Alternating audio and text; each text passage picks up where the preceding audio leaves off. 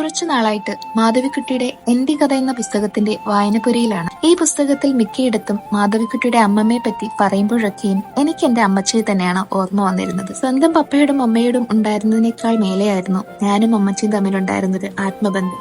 അമ്മച്ചിയെ പറ്റി ഞാൻ എപ്പോ ഓർത്താലും എന്റെ നെഞ്ചിലൊരു നീറ്റൽ കയറി കൂടാറുണ്ട്. അവധിക്ക് വന്നിട്ട് തിരികെ കോളേജ് ഹോസ്റ്റലിൽ പോകുന്നതിന് മുന്നേ ഒരു 100 ഉമ്മ ഞങ്ങൾ രണ്ടുപേരും പരസ്പരം കൈമാറുന്നൊരു പതിവുണ്ടായിരുന്നു. പക്ഷെ ഒരിക്കൽ ഞാൻ പോകുന്ന സമയത്ത് എനിക്ക് കലശലായ പനി ഉണ്ടായിരുന്നു. വയ്യാണ്ടിരിക്കുന്ന അമ്മച്ചിക്ക് ഇനി പനി കൂടെ വരണ്ടല്ലോ എന്ന് ഓർത്തിട്ട് 2 കൈ നീട്ടി അടുത്തേക്ക് വിളിച്ച് എന്റെ അമ്മച്ചിയുടെ അടുത്തേക്ക് ഞാൻ പോയില്ല. പക്ഷെ പിന്നീട് വന്ന് ഞാൻ കൊടുത്ത മുത്തം അമ്മച്ചി അറിഞ്ഞിരുന്നില്ലെന്ന് മാത്രമല്ല, പിന്നെ ഒരിക്കലും കൊടുക്കാനും സാധിച്ചിട്ടില്ല.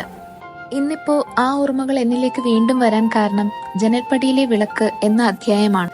ജനൽപ്പടിമേൽ വിളക്കം കത്തിച്ച് തന്റെ കൊച്ചുമകളെ കാത്തിരുന്ന അമ്മമ്മയുടെ അടുത്തേക്ക് പോകാൻ കഴിയാതെ ബോംബെക്ക് മടങ്ങിയ കമലയ്ക്ക് പിന്നീട് കേൾക്കേണ്ടി വന്നത് അമ്മമ്മയുടെ മരണവാർത്തയായിരുന്നു.